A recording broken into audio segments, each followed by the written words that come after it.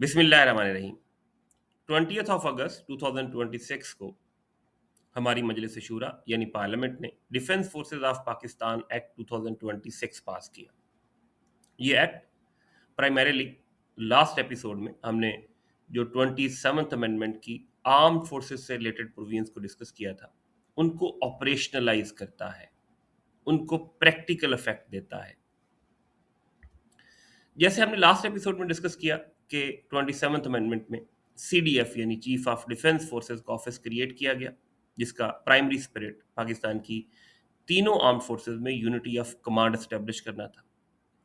लेकिन उसकी मोडेलिटीज क्या होंगी, उसका तरीकाकार क्या होगा, उसका इंस्टीट्यूशनल स्ट्रक्चर क्या होगा, सीडीएफ के पास कौन सी पावर्स होंगी, इस बारे में 27th अमेंडमेंट में कुछ नहीं बताया गया। इन सवालों का जवाब ये एक्ट देता है। वैसे भी कॉन्स्टिट्यूशन किसी सब्जेक्ट की ब्रॉडर आउटलाइंस ड्रॉ करता है, उसकी ब्रॉडर डिटेल्स बताता है, और उसकी working details normally act of legislature में दी जाती हैं। इसकी मिसाल ऐसे ही है, जैसे आप कोई बिल्डिंग बनाएं तो पहले आप उसका मैप अप्रूव करते हैं और उसके बाद आप उसकी फाउंडेशन ले डाउन करते हैं। तो मैप और फाउंडेशन जो है ना, वो कॉन्स्टिट्यूशन है, और उसके ऊपर आप जो स्ट्रक्चर बिल्ड करते हैं वो एक्ट है। तो 27th अमेंडमेंट में जब सीडीएफ का ऑफिस क्रिएट कर दिया गया, तो जो नया स्ट्रक्चर है यूनिटी ऑफ कमांड वाला, उसका मैप भी अप्रूव हो गया और उसकी फाउंडेशंस भी ले डाउन कर दी गई। अब उसकी सीडीएफ की पावर्स क्या होंगी, वर्किंग मेथोडोलॉजी क्या होगी, उसका जवाब ये एक्ट देता है। हमारी तीन आर्म फोर्सेस हैं, आर्मी, नेवी और एयरफोर्स। 27th अमेंडमेंट से पहले इन तीनों के अपने अपने लॉज हैं, और किसी एक फोर्स का किसी दूसरी फोर्स के ऊपर कोई कंट्रोल नहीं था। आर्मी जो है वो आर्मी एक्ट 1952 के अंडर काम करती है, एयरफोर्स एक्ट 1953 के अंडर काम करती है, और नेवी ऑर्डिनेंस 1961 के अंडर काम करती है। उनकी अपनी इंस्टीट्यूशनल हायरार्की है, और जैसे मैंने कहा कि 27th अमेंडमेंट से पहले किसी एक फोर्स का किसी दूसरी फोर्स पे कोई कंट्रोल नहीं था।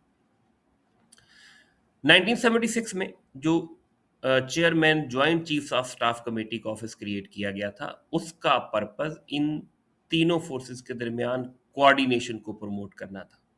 लेकिन वो ऑफिस सिर्फ कोऑर्डिनेशन के लिए था। तो जैसे हमने लास्ट एपिसोड में डिस्कस किया कि 27th अमेंडमेंट में ये डिसाइड हुआ कि जो मॉडर्न वॉरफेयर की नीड्स हैं और जो इंटरनेशनल बेस्ट प्रैक्टिसेस हैं, उनको देखते हुए एक यूनिटी ऑफ कमांड एस्टेब्लिश की जाए आर्म फोर्सेस में।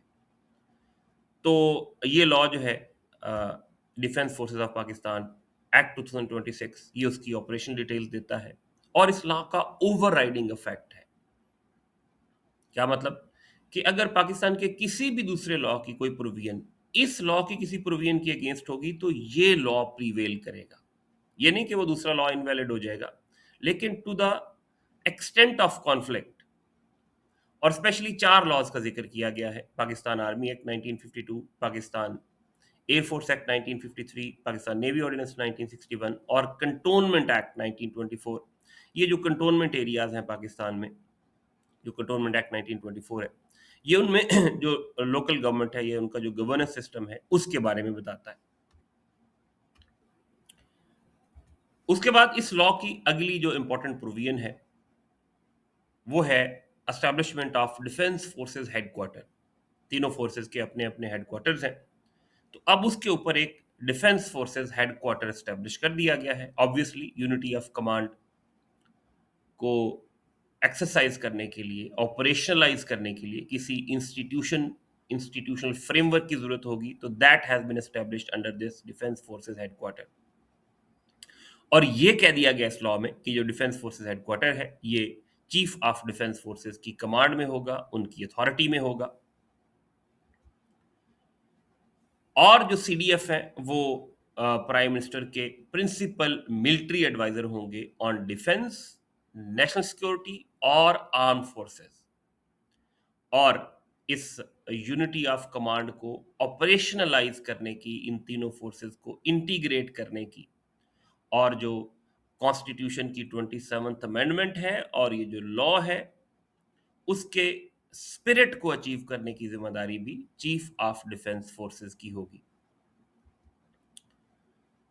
और इसी यूनिटी ऑफ कमांड को इंश्योर करने के लिए एक और पावर, जो बड़ी सिग्निफिकेंट पावर, जो चीफ ऑफ डिफेंस फोर्सेस को दी गई है, कि वो जो तीनों फोर्सेस हैं, यानी आर्मी, एयरफोर्स और नेवी। आर्मी की पावर्स तो पहले भी being chief of army staff उनके पास हैं, तो अब एयरफोर्स और नेवी के भी किसी भी ऑफिसर को वो रिटायर कर सकते हैं, रिलीज कर सकते हैं, उसका रेजिग्नेशन एक्सेप्ट या रिजेक्ट कर सकते हैं, सर्विस से डिस्चार्ज कर सकते हैं, या किसी को रिटायरमेंट के बाद भी सर्विस में रिटेन कर सकते हैं, किसी की रिटायरमेंट एज को रिलैक्स कर सकते हैं, या जो सर्विस की लिमिट है उसको इन्हेंस कर सकते हैं।